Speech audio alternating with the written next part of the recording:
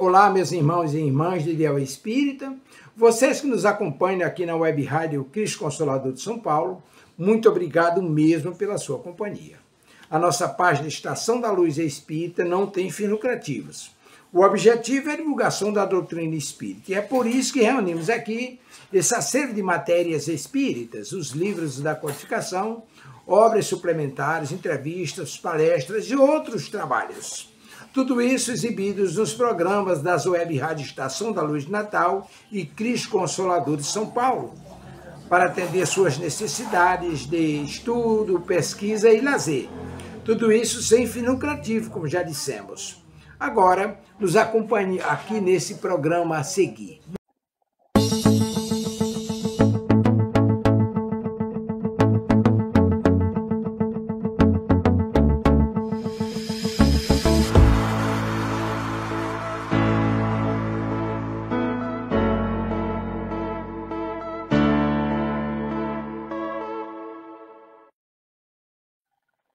Olá, sejam bem-vindos à Web Rádio Cristo Consolador, programa Vivendo no Mundo, que vai ao ar toda terça-feira, às 19 horas. Muito bem-vindo, amigos que estão ao vivo, que vão assistir daqui mais tarde. Boa noite, Zé Mauro. Boa noite, Ana Lu. Boa noite, Luzia. Boa noite, Ana Lu. E boa noite a todos os nossos amigos e aqueles que nos assistirão depois. E mais uma vez estamos aqui para, junto com vocês, aprender um pouco mais dos ensinamentos do Mestre Jesus.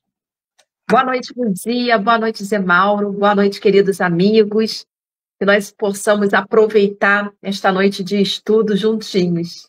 Vamos lá, para mais uma noite de estudo da doutrina espírita. Hoje nós estamos com uma configuração um pouquinho diferente.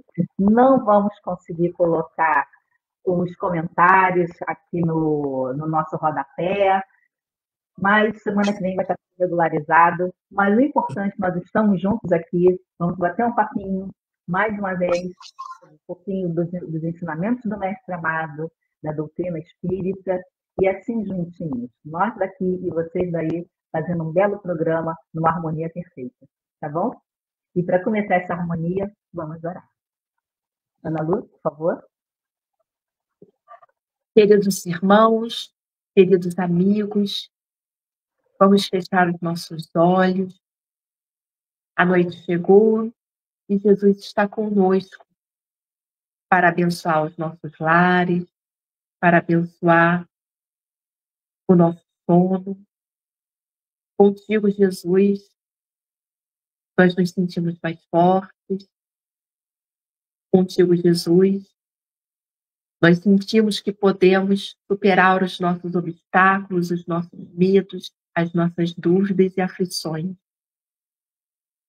Por isso, nesta noite, nós elevamos os nossos pensamentos, não só a Ti, Mestre, mas a todos os benfeitores espirituais que nos cercam, que nos protegem, e que possamos, nesta noite, permitir que a doutrina espírita penetre os nossos corações, que por vezes estão tão endurecidos, que possamos compreender um pouquinho mais desta doutrina que nos fortalece, nos dá ânimo e coragem para a superação dos obstáculos materiais e espirituais. Que seja uma noite de muita alegria para os nossos corações. Graças a Deus, graças a Jesus. Graças a Deus. Mas consigo ler aqui. Ilíssima, seja bem-vinda, minha prima querida, boa noite. Outra prima querida, Regina, Gina, seja bem-vinda. E a querida, Tia Linda, seja bem-vinda. E tia Íntima. Hoje nós vamos conseguir ler, mas não colocar aqui, tá? Não postar aqui no nosso rodapézinho. Mas vamos lá, começar os ensinamentos da noite de hoje. Hoje nós vamos falar um pouquinho sobre o livro Jesus no Lar, que é psicografado por nosso querido Chico Xavier, editado pelo Espírito Nery Lúcio.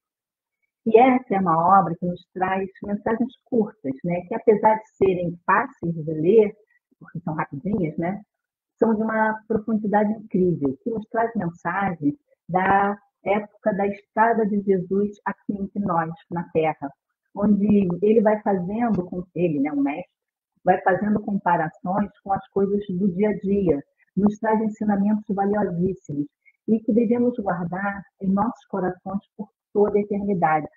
Mensagens que nos falam de amor, de paz, de esperança, e que são voltadas para fortalecer os nossos laços familiares, a presença de Jesus no nosso dia a dia, nos nossos lares. E através dos ensinamentos do Mestre Amado e exemplos, né, dele, esse livro também nos busca nos orientar através das nossas famílias, né, para manter essa convivência harmoniosa com a presença desse amor, da espiritualidade, sempre voltado, baseado nos ensinamentos do Mestre Amado. É uma leitura que inspira a vivenciar os valores cristãos no ambiente familiar, porque sabemos que ali é o nosso primeiro núcleo, né, social, começa na família.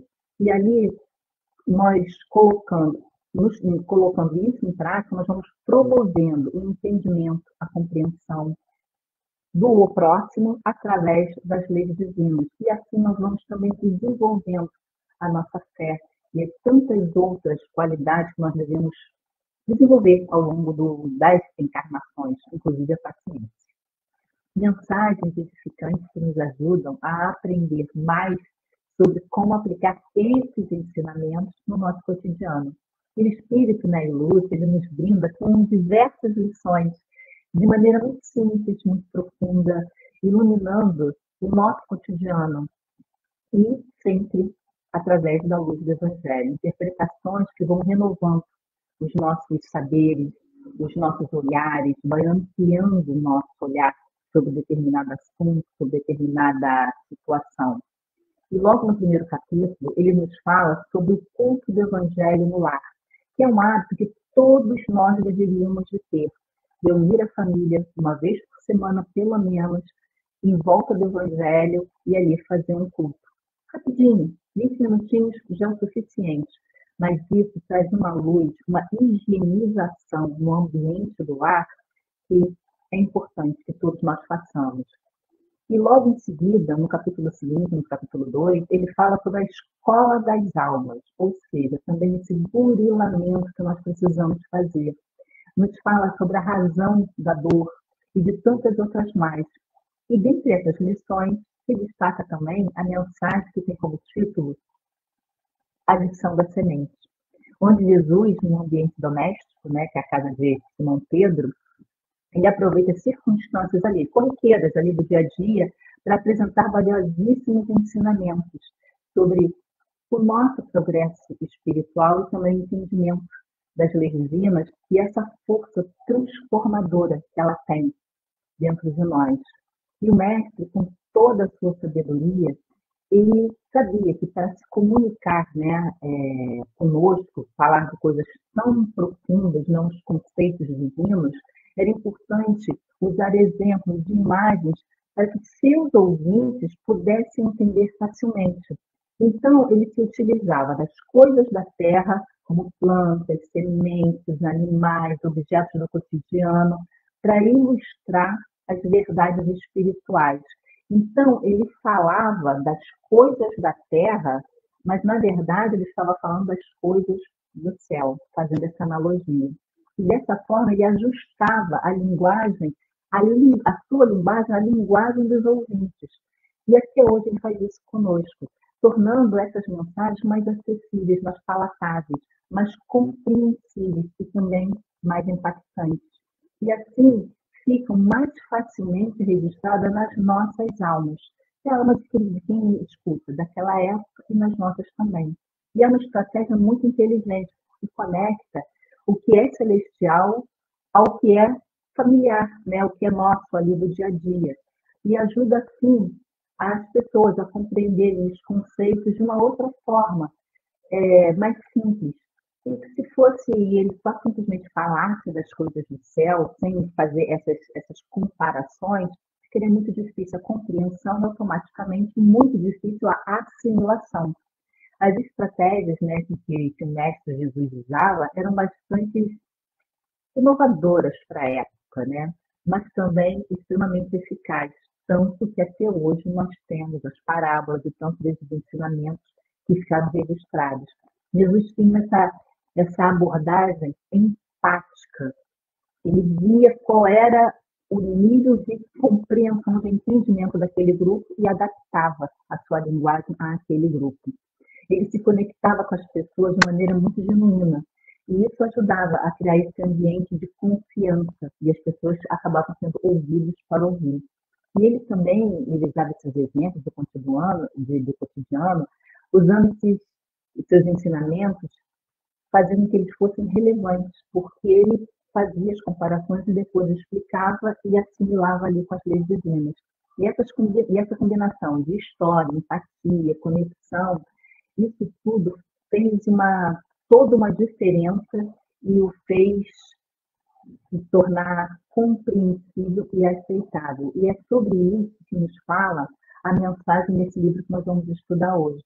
A obra Jesus no Lar narra esses encontros semanais na casa de Pedro, nos quais o mestre amado, em meio à simplicidade do lar desse pescador, conversava com os familiares e com os amigos, né? Porque como Jesus estava, tinha sempre uma pequena multidão em volta. E sempre utilizando esses termos, as parábolas, ou qualquer uma passagem que ele ia assimilando. E nessas ocasiões, as pessoas também aproveitavam para tirar dúvidas, né? Traziam dúvidas e ali eram solucionadas as suas dúvidas, as suas angústias também, os relatos das experiências que eles estavam vivendo ali no dia a dia. E Jesus oferecia as respostas, claro, cheias de sabedoria, de amor, de compreensão, de empatia. E assim eram passados os seus ensinamentos. Livro Jesus no Lar é o tema de hoje do programa Viver no Mundo, número 177, na Web Rádio Cristo Consolador.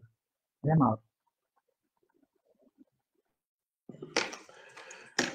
Bem, desse livro maravilhoso que a Luzia já introduziu aí, nós trouxemos hoje para conversar o capítulo 49, cujo título é A Jornada Redentora.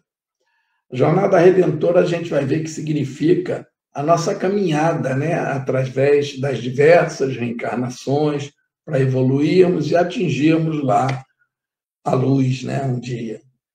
E trata-se aqui o capítulo de mais uma dessas reuniões, mais um evangelho no lar, como disse a Luzia, e aqueles que o seguiam, né, estavam ali com Jesus naquela conversação em torno da Boa Nova, que são os novos ensinamentos que Jesus trouxe. Né? E, num determinado momento, a esposa de Zebedeu, com todo respeito e seriedade, se dirigindo ao Mestre Jesus, ela perguntou: Senhor, como se verificará a nossa jornada para o reino divino? Bom, nós sabemos que Jesus, né, pelo estudo do Evangelho, ele vinha falando nesse reino divino que a esposa de Zebedeu se refere. Jesus se referia ao reino de Deus, ao reino dos céus, onde nós encontraremos a luz, onde deveremos chegar um dia, né?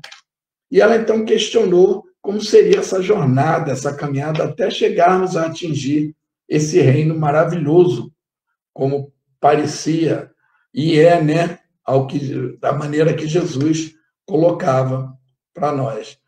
Jesus então parou, meditou um pouco e contou uma historinha que nós vamos resumir aqui, que é muito, muito interessante e um belo exemplo, como sempre, o mestre dava para nós entendermos, né? E ele disse o seguinte, que em um país longínquo, num vale profundo, alguns judeus, cegos de nascença, habituaram-se às trevas e à miséria em que viviam. E por muitos anos permaneciam naquela furna, né, em que jaziam mergulhados. Então, vejam, era um grupo de judeus totalmente cegos, e eles viviam ali num vale, lá no fundo, né, ele diz, naquela furna, né, onde jaziam mergulhados e viviam ali. Até que um dia, o iluminado irmão de raça, como cita Jesus no texto, né, por lá passou. Bom, entendemos aí que era alguém que tinha alguma luz e boa procedência, né? E ele falou a eles da profunda beleza do Monte Sião, em Jerusalém, onde o povo escolhido adora o Supremo Pai. Era a tradição dos judeus, né, ir ao Monte Sião, adorar a Deus. Então. E ao ouvirem essa narrativa, todos os cegos ficaram bastante emocionados, encantados, com grande comoção, e lamentaram muito a impossibilidade em que eles se mantinham. Ou seja, eles tinham a certeza que jamais poderiam ver a beleza desse monte, adorar o Supremo Pai lá no Monte Sião, ou pelo menos ver algo de lindo nesse mundo, pois eles tinham certeza que nunca mais enxergariam. Então, esse iluminado que lá chegou, que é chamado no texto de o vidente amigo, esclareceu e disse que a situação deles não era irremediável e teria solução, sim. E vejam que interessante a explicação que ele dá. Teria solução essa situação de cegueira eterna deles, desde que tivessem coragem de aplicar a si mesmos determinadas disciplinas com abstinência de variados prazeres de natureza inferior a que se haviam acostumado nas trevas. Então, aplicar determinadas disciplinas e abstinência de prazeres inferiores, né? Dessa forma, poderiam recobrar o contato com a luz, avançando na direção da Cidade Santa. Ou seja, ele estava dizendo que a situação deles poderia ser revertida assim. Tinham que seguir essa disciplina que ele se referiu, deixar a prática dos prazeres inferiores. E a maioria daqueles que ouviram ali esse ensinamento recebeu as sugestões com muita ironia, assegurando que os antepassados deles haviam igualmente nascido cegos. Seus pais, seus progenitores, todos nasceram cegos e viveram cegos a vida inteira. Portanto, seria impossível a reabilitação dos seus órgãos visuais. Eles tinham isso como uma certeza. Nós vemos que eles bloqueavam por si mesmos a possibilidade de haver uma transformação, uma cura, de voltar a enxergar, né? Isso para eles era definitivamente impossível. Eram conformados com aquela situação. Bom, existem muitos no mundo, ainda hoje é assim, né? Mas um deles, porém, um moço corajoso e sereno, como diz no texto, acreditou naquele método que havia sido aconselhado e aplicou o método. Primeiramente, ele se entregou àquelas disciplinas apontadas, que a gente entende que seriam alguns procedimentos dentro das leis de Deus. Desculpe. E depois de 4 anos de meditação, onde ele provavelmente estudou, analisou e meditou sobre essas leis, como diz o texto, em um trabalho intenso de observação pessoal das leis, ou seja, ele tomou uma atitude, ele agiu e ele se transformou. Inclusive, cita que ele fez jejum e muitas preces. O jejum era um costume dos judeus, né? E ele orou muito. Ele realmente conseguiu obter a visão. E ele quase ficou louco de tanta alegria. De repente, depois desse processo todo, ele chegou a enxergar e ficou muito feliz. E aquele homem que conseguiu pela primeira vez a visão, em êxtase, contou aos companheiros como era sublime aquela experiência. Ele comentou a grandeza, a beleza do céu que eles nunca viram, a beleza das árvores, daquela floresta em torno. Mas, contudo, ninguém acreditou nele. Afinal, para eles, enxergar era impossível. E achavam que aquele rapaz estava inventando uma história. Continuamos no segundo bloco. Ana Lu, com você. Vamos lá, então. Bom, a nossa lição é a lição 7, o maior servidor. Ela é muito interessante. Ela nos diz que, presente a reunião familiar, o Filipe, em dado instante, perguntou ao Divino Mestre: Senhor, qual é o maior servidor do Pai entre os homens na terra? Jesus refletiu alguns momentos e vem contando uma história. E essa história, ela vai apresentar 4 personagens que eu peço para que vocês prestem atenção, porque é a chave da nossa história, né? Então, grande multidão se congregava em extenso campo quando aí estacionou um famoso guerreiro. Então, apresenta-se agora a figura do guerreiro, carregado de espadas e medalhas, e passou a dar lições de tática militar, concitando os circunstantes ao aprendizado da defesa. O povo começou a fazer exercícios laboriosos, dando saltos e entregando-se a perigosas corridas sem proveito real. Todavia, continuou como dantes, sem rumo e sem júbilo, perdendo muitos jovens nas atividades preparatórias de guerra provável. Em segundo, apresenta-se logo depois quem aparece. Apareceu na mesma região, para o povo, um grande político, com pesada bagagem de códigos, e ele dividiu com a massa em vários partidos, declarando-se os moços contra os velhos, os lares pobres contra os ricos, os servos contra os mordomos. E nos é dito que o político seguiu adiante, deixando escuros espinheiros de ódio, desengano e discórdia entre os seus colaboradores. Então, tivemos o guerreiro, que nada adiantou. Veio o político, que nada adiantou. Aí Jesus continua contando para Filipe. Depois do político, surgiu um filósofo. O filósofo segurando volumosos livros velhos, né? Que ele fala sobre volumosos alfarrábios, e dividiu o povo em variadas escolas de crença, que em breve propagavam infrutíferas discussões nos círculos de toda a gente. A multidão duvidou de tudo, até mesmo da existência de si própria. A filosofia, sem dúvida, apresentava singulares vantagens, destacando-se a do estímulo ao pensamento, mas as perturbações de que se fazia acompanhar eram das mais lastimáveis, legando o filósofo muitas indagações inúteis aos cérebros menos aptos ao esforço de elevação. Então, veio o filósofo, também não adiantou nada, trouxe outra confusão. E, por último, quem aparece? Aparece o sacerdote. Aí, quando a gente vai lendo agora, vai resolver, né? O sacerdote tem conhecimento espiritual, agora ele resolve.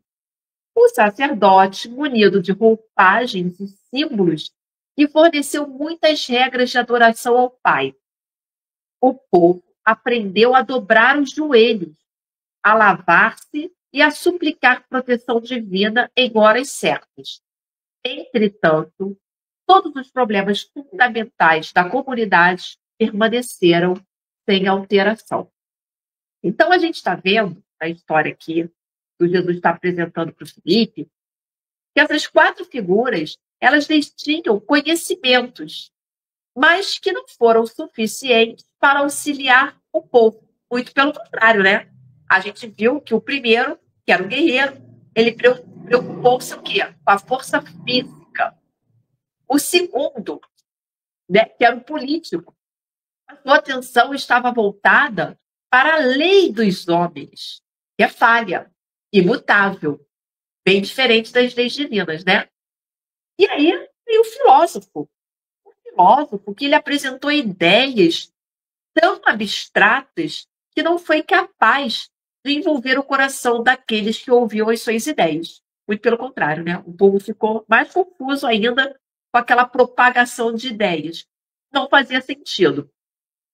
E, por fim, veio quem? O sacerdote.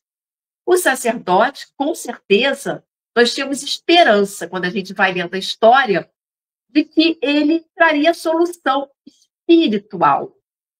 Mas, como nos diz a parábola da figueira seca, ele era um pregador inútil e vazio e também não ajudou o povo. Nós vamos lembrar, né, que a gente sempre estuda no Evangelho caridade e humildade, a tal senda única da salvação, egoísmo e orgulho, tal a da perdição.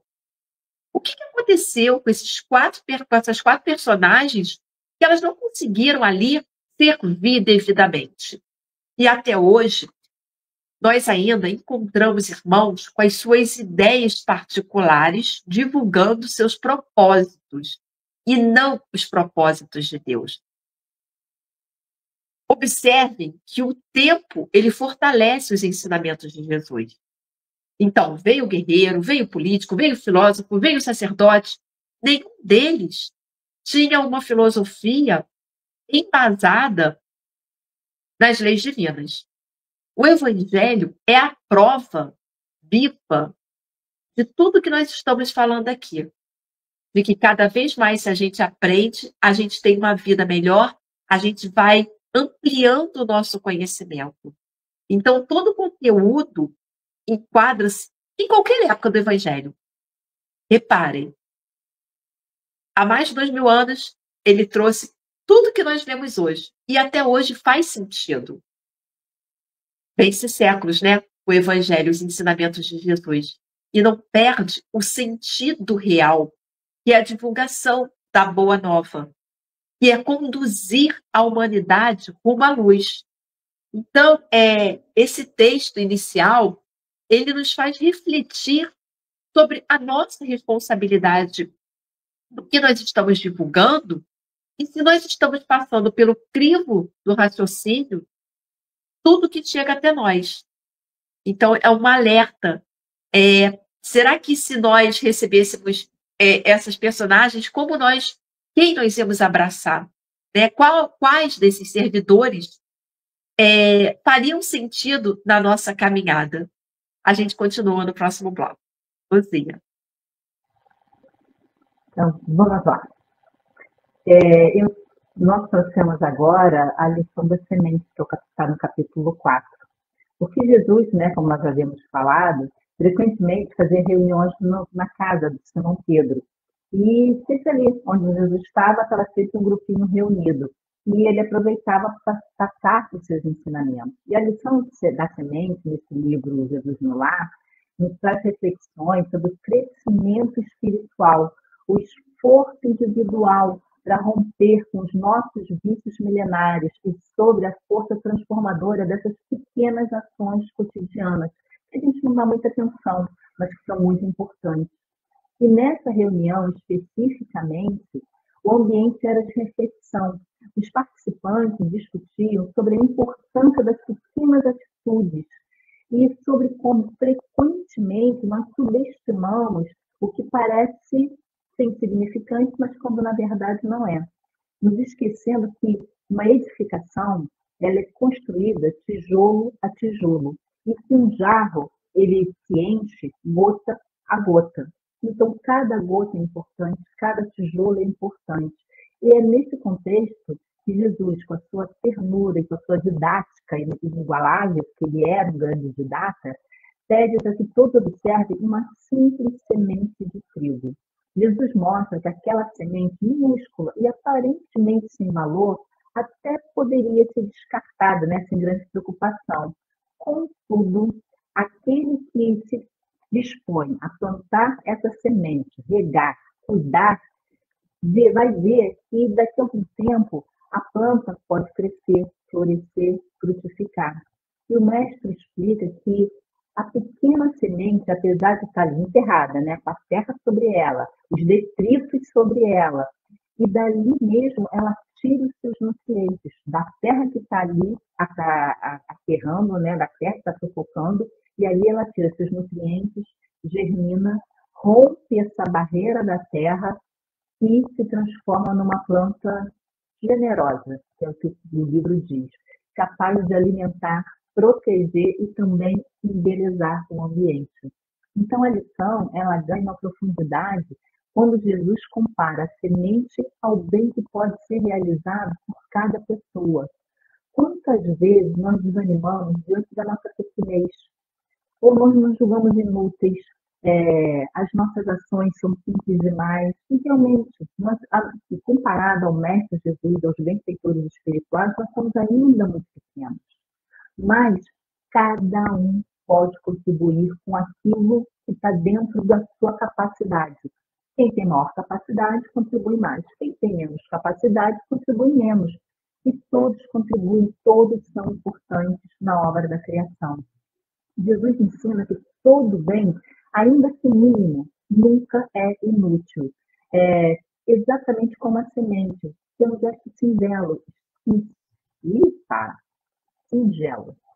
Quando inspirado pelo amor, né, e cultivado também pela paciência, acaba por produzir esses frutos abundantes e sempre no tempo certo. Vamos reparar que a natureza é muito sábia. Cada planta, cada fruta, cada fruto tem o seu tempo para amadurecimento. Então, não adianta achar que todos vão amadurecer ao mesmo tempo. Cada um tem o seu tempo. Assim somos nós. Muitas vezes, nós ficamos ali ansiosos para ver grandes realizações, nós nos esquecemos que todo progresso verdadeiro, ele começa no detalhe. A base é quase que invisível, mas a base tem que estar ali sólida. E é nesse cultivo permanente, desde a base, tijolo a tijolo, gota a gota, que parece pequeno, mas é que vai se construindo grandes coisas. É quando nós olhamos uma obra e dizemos, não está caprichoso, né? Não está no capricho. São esses detalhes que nós temos que prestar atenção para que fique no capricho. É a pequena semente guardada ali, que dentro dela tem um potencial imenso de se transformar numa árvore e depois também matar a fome de muita gente, se transformar em alimento. Então, ele deu o exemplo da semente do trigo, mas qualquer outra semente, de qualquer outro plantio, de qualquer outra árvore, de qualquer outro fruto, somos nós também. E assim ocorre com essa bondade sincera que Jesus fala, o perdão ofertado, a palavra amiga, o sorriso sincero. Essas são pequenas sementes que nós podemos lançar no dia a dia, no solo da nossa família, das nossas amizades, do nosso trabalho. E isso tudo modifica todo o clima, né? A atmosfera que está ali em volta. E vai inspirando também outras pessoas que estão ali a praticarem o bem da mesma forma. E Jesus enfatiza que não devemos menosprezar as oportunidades de agir no bem, os gestos de gentileza, a prece singela, a paciência e também a resignação diante das dificuldades, a renúncia em favor de alguém. São sementes lançadas no campo da nossa encarnação, da nossa vida. E muitas vezes o próprio semeador não vê ali o fruto nascer, mas não significa que a semente não germinou.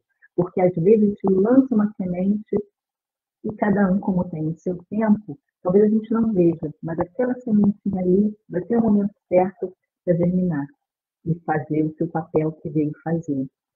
E outro aspecto também dessa lição é a persistência, porque a semente está ali, persistindo. Assim como a semente exige tempo, cuidado, condições, né, adequadas para poder germinar, da mesma forma é o nosso crescimento. E Jesus ressalta que não devemos esperar resultados imediatos. O bem verdadeiro, ele desabrocha lentamente, mas é maturado ali através das nossas experiências do dia a dia, diante das dificuldades, dos desafios do cotidiano. Então, nós temos que estar atentos para receber a lição e aprender a lição, para que ela não precise ser repetida. E o próprio Jesus, né, ele sempre dá o exemplo que durante o ministério dele, quando ele teve aquele canato dele, quando ele teve aqui entre nós, ele sempre valorizou o simples, o pequeno. Ele nasceu numa manjedoura humilde, escolheu pescadores para ser seus discípulos e depois apóstolos. ele andava com os marginalizados, né, com os que estavam ali à margem da sociedade. E tudo isso mostra a sua confiança no potencial das pequenas sementes espalhadas no solo. E isso é muito importante, porque cada um de nós somos pequenas sementes, mas com um potencial enorme de desabrochar, de germinar e de dar frutos. E a cada encontro e a cada palavra, Jesus semeava ali a esperança, a compaixão, a renovação. E passava para os seus ouvintes a certeza de que, sim, cada um daqueles ali eram extremamente valiosos. Ele não buscava a grandiosidade aos olhos do mundo, mas sim essa transformação silenciosa dentro de cada coração. E seu exemplo revela que o verdadeiro amor não tem limites.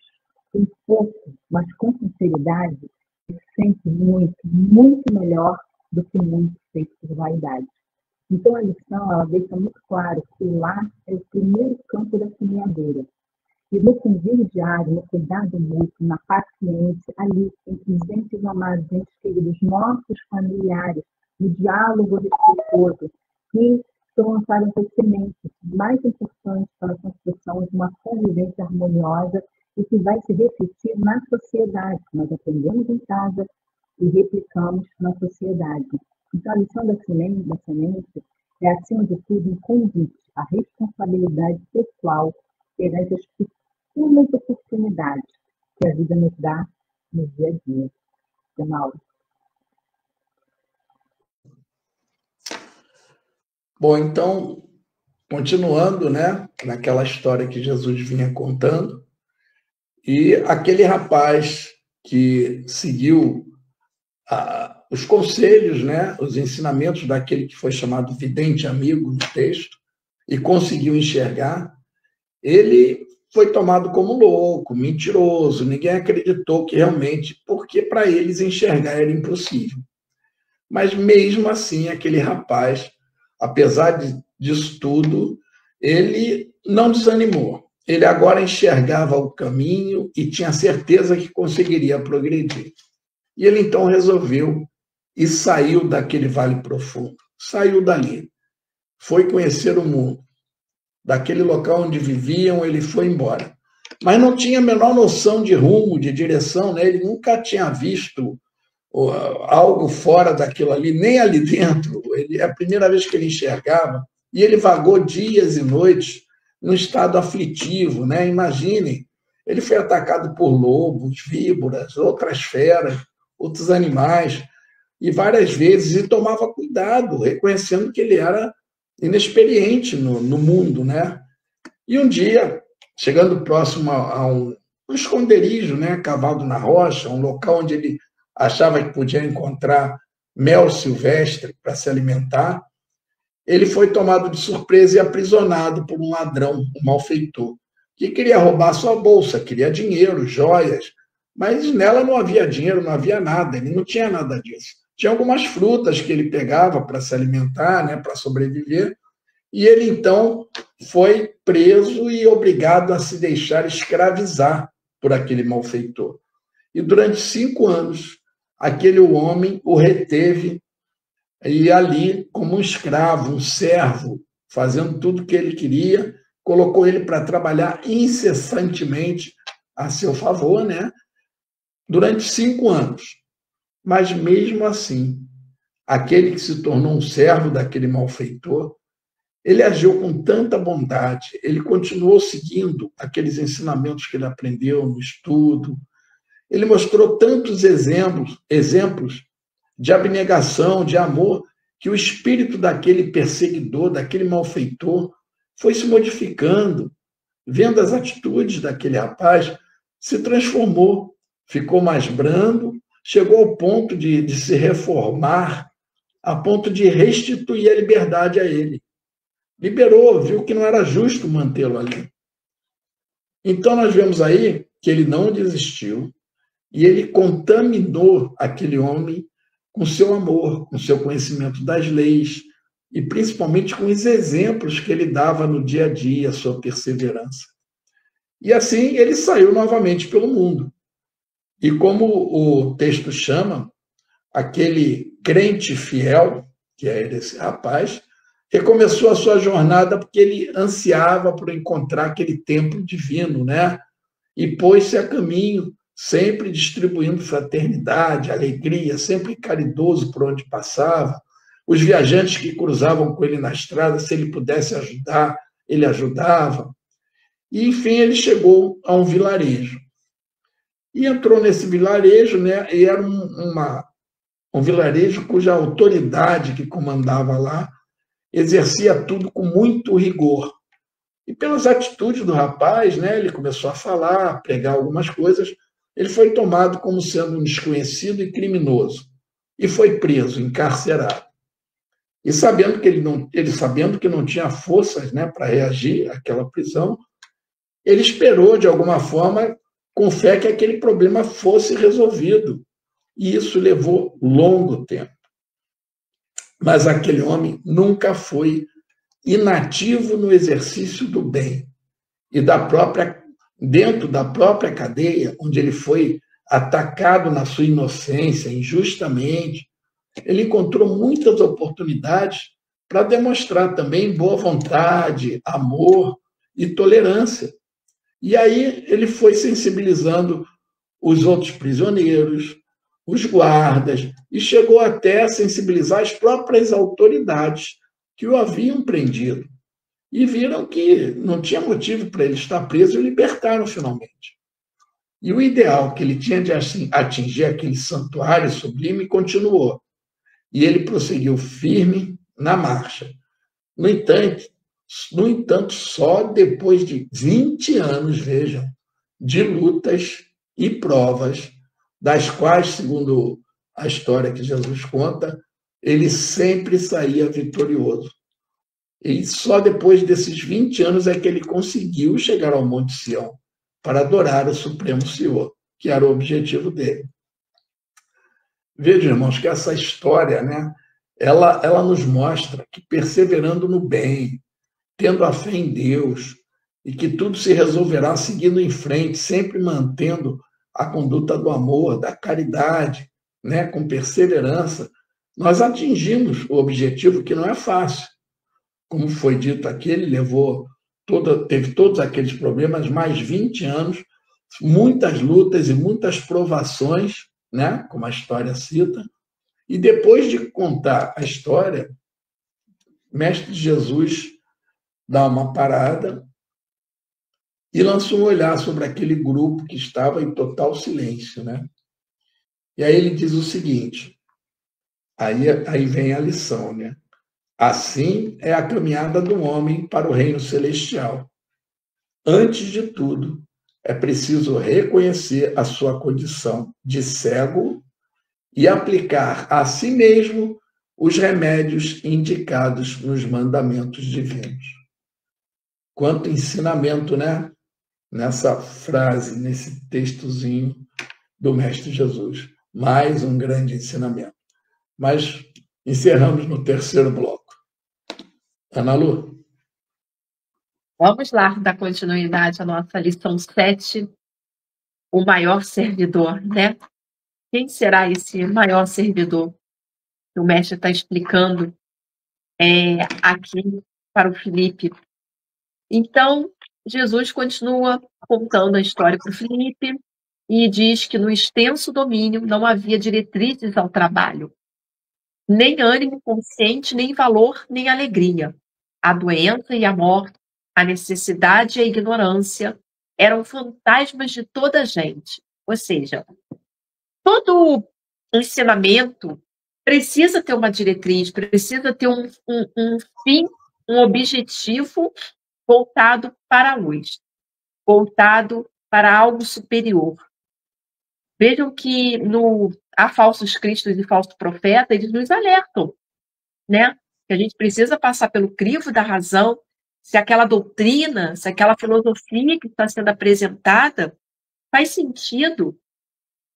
Então, Jesus continua dizendo, certo dia, porém, apareceu ali um homem simples, não trazia armas, nem escrituras, nem discussões e nem imagens mas pelo sorriso espontâneo revelava um coração cheio de bondade, guiando as mãos operosas.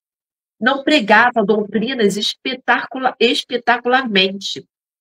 Todavia, nos gestos de bondade pura e constante, rendia culto sincero ao Todo-Poderoso.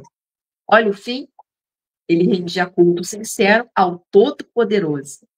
Começou a evidenciar-se, lavrando um terreno reduzido de campo e adornando de flores e frutos preciosos.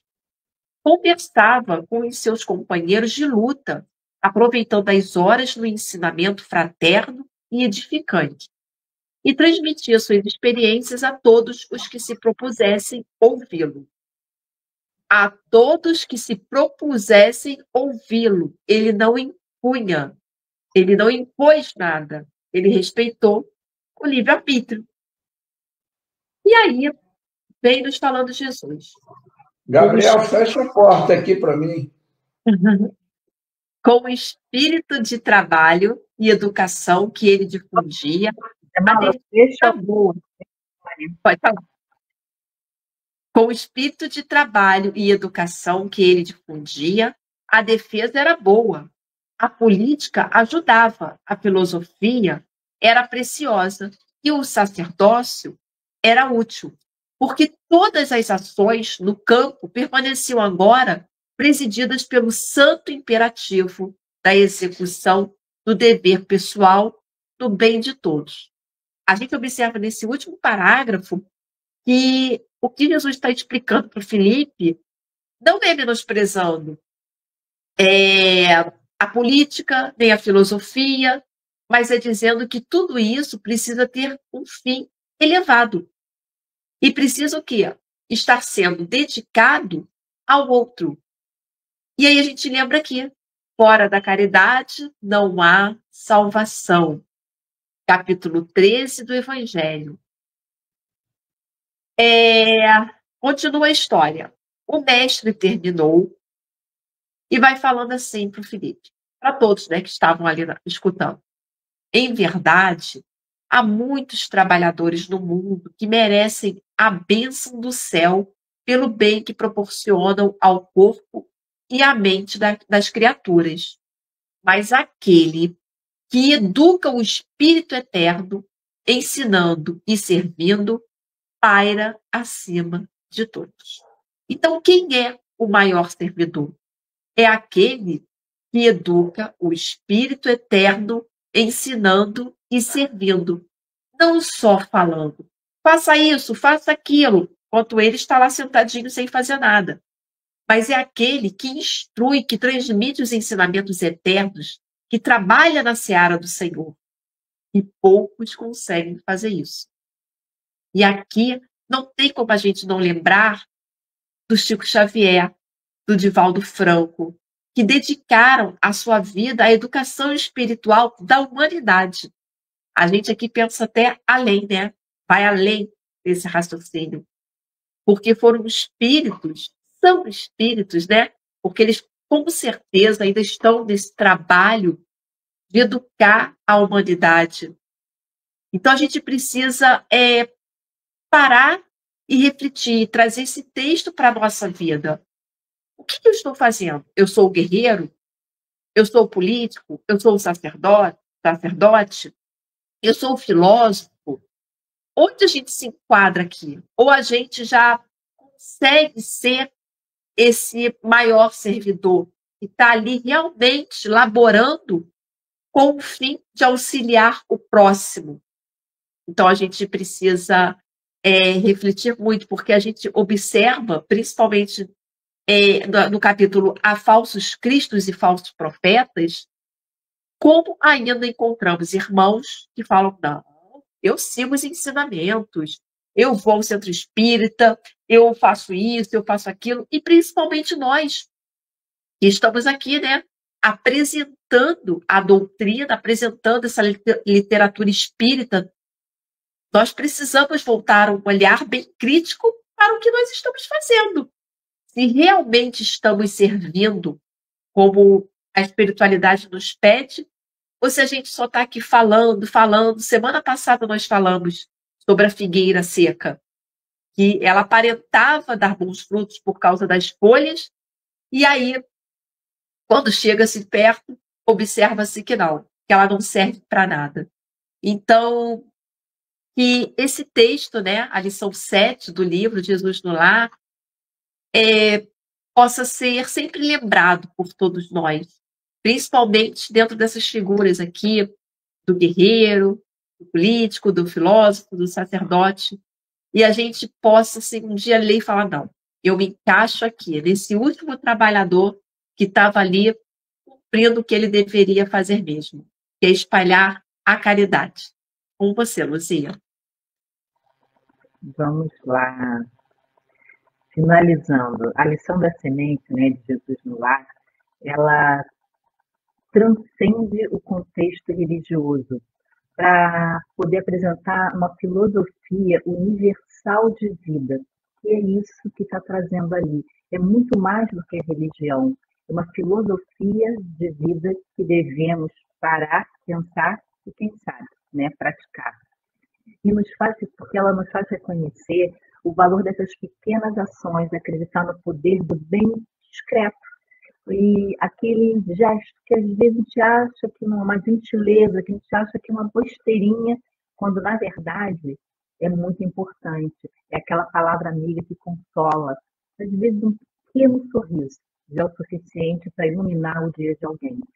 Nos mostra que grande se constrói a partir do pequeno e que o futuro ele vai se desenhando através das nossas escolhas feitas no presente, por menor que sejam essas escolhas, porque a lei de causa e efeito sempre nos atinge, para o bem e para o mal, para as coisas grandes e para as coisas pequenas. Então, cada pessoa, cada um de nós é chamado diariamente para lançar essas sementes, para poder germinar, para poder entender a força que tem dentro de si, para poder brotar. Então, que saibamos nós cultivar essa semente de amor, de esperança, de perdão, de caridade, confiando sempre no tempo certo que cada semente tem para germinar.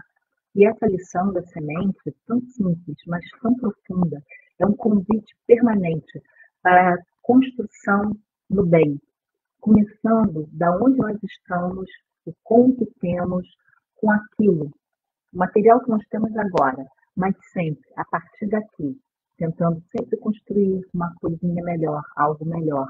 E assim nós vamos seguindo o exemplo do nosso mestre amado, que é tornar a nossa vida, o nosso lar, o nosso entorno, cada dia mais harmonioso. Renato. É isso aí. Bom, então Jesus nos alertou que nós precisamos, antes de mais nada, reconhecer nossa condição de cego. Eu diria que nós, nesse planeta de provas e expiações, estamos aqui estudando, já enxergamos alguma coisa, né? Mas ainda com muita miopia, muita hipermetropia e outros problemas de visão, e até alguns cegos mesmos, né? E eu digo cegos de espírito, né? Ainda encontramos por aí. E Jesus diz que devemos alcançar o conhecimento e pôr em prática, como aquele homem fez, aquele rapaz que seguiu o caminho, né? Mesmo nos momentos mais difíceis, e aí vamos encontrar ao longo do caminho muitos que estão em posição de ignorância e vão zombar dessa nossa luta, né? Portanto, de ignorância no sentido de ignorar as leis de Deus, conhecer a Deus, né? E Jesus deixa claro que temos que marchar por nós mesmos, quase sempre sozinhos.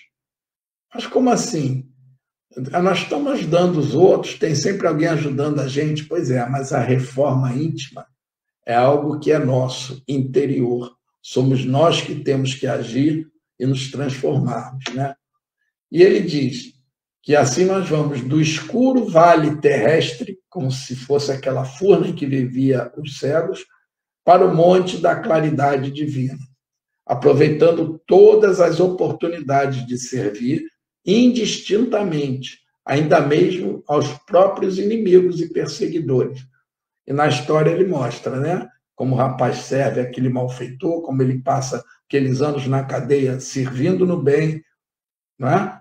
Então, devemos perseverar no estudo, na nossa reforma íntima, que é uma ação nossa, como eu disse. É uma ação que temos que tomar, uma decisão do nosso livre-arbítrio. Uma não, várias, né? E Jesus segue dizendo que quando o seguidor do bem compreende o dever de mobilizar todos os recursos da jornada em silêncio, sem perda de tempo com reclamações, censuras, que somente denunciam inferioridade, então estará em condições de alcançar o reino. Ou seja, isso da gente ficar reclamando da vida, e Deus me abandonou, isso não vale nada, não adianta de nada, ainda nos faz mal, né? Ainda nos prejudica, nos coloca para baixo, como a gente diz, em relação a essa luz divina. E ele segue encerrando dizendo o seguinte: você estará em condições de alcançar o reino porque viverá plasmando as próprias asas para o voo divino. Ou seja, à medida que vamos caminhando dessa forma, seguindo as leis, aprendendo sobre as leis de Deus, fazendo a caridade, vamos como que criando asas, plasmando asas que nos levarão a esse voo divino. Usando para isso a disciplina de si mesmo e o trabalho incessante pela paz e alegria de todos. Ana Lu. Vamos encerrar com uma mensagem do livro Mais Luz, pelo Espírito de Batuíra, psicografia do Francisco Cândido Xavier. Lição 1. Trabalhar, trabalhar. Serviço ao Senhor na pessoa do próximo. Para isso, trabalho é a legenda mágica. Trabalho que dissolva a tristeza, evite o desânimo, afaste as tentações e converta a influência do mal na força do bem. Trabalho que se inflame em otimismo e coragem, a fim de que a caridade se faça alegria e a alegria se faça amor universal. Trabalhar, trabalhar. O sol trabalha, a fonte trabalha, a pedra trabalha, o verme trabalha. Unamo-nos a Jesus para o trabalho incessante de construção do reino de Deus na terra, lembrando a advertência divina: quem deseja ser o maior nos céus, seja no mundo o servidor de todos. E possamos servir com alegria a obra do nosso Criador. Com você, Luzia. Queridos amigos, espero que tenhamos conseguido passar o gostinho de ler esse livro, que realmente é fantástico. Ele é muito suave e envolvente. Então, realmente, esperamos de coração. E pedimos desculpa porque hoje, por problemas técnicos, você vê que a arrumação hoje está diferente, né? O layout aqui está diferente. Nós não vamos conseguir passar as mensagens aqui também no nosso rodapé.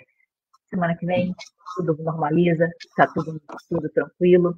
Então, agradecemos sempre demais a presença e a participação de vocês a cada semana. E sempre lembrando, deixem o like, acione o sininho para ser avisado da programação da rádio. Isso é importante para a rádio, é importante para o programa. E caso tenham algum tema que tenham alguma dúvida, que gostariam de entender melhor, manda para a gente. A gente, com um coração enorme, com alegria no coração, nós vamos trazer aqui e dividir com vocês o que nós conseguimos captar da mensagem, tá bom? Então, Yura, Maria Isabel, Cláudia Fernandes, minha tia Linda, tia Edila, minhas primas queridas, Gina e Iníssima, sejam sempre muito bem-vindas. Ao meu amigo Samuel também, que está sempre assistindo, mas não consegue botar mensagem. E aqueles que vão assistir depois, os que não conseguem passar mensagem, estamos muito felizes com vocês aqui. Esse programa existe por causa de vocês. Zé Mauro, Ana Lu. Quero mandar um beijo para minha amiga Patinha, que com certeza também está assistindo. Ela sempre assiste e manda mensagem depois. Um beijo, Patinha. Só agradecer a todos e que possamos estar aqui novamente na próxima terça-feira, né? Então, Zé Mauro, aproveita, faz a prece de agradecimento e encerramento para a gente, por favor. Vamos elevar nossos pensamentos, dar graças a Deus e a Jesus, e que nós possamos ter aproveitado e continuemos meditando, aproveitando todos esses ensinamentos, essa cachoeira de luz que se derramou sobre nós mais uma vez. Muito obrigado, Mestre, por tantos ensinamentos. Agradecemos ao Mestre Jesus e a todos aqueles espíritos de luz que nos orientaram, nos auxiliaram, e certamente aos nossos guias que estiveram conosco, estão sempre, que continuem nos orientando. Muita gratidão, graças a Deus e graças a Jesus. Graças a Deus. Então, agradecendo mais uma vez a presença de vocês e até a próxima terça-feira, 19 horas, Web Rádio Cristo Consolador, programa Viver no Mundo. Beijos, tenham uma excelente semana. Tchau, pessoal. Tchau, tchau.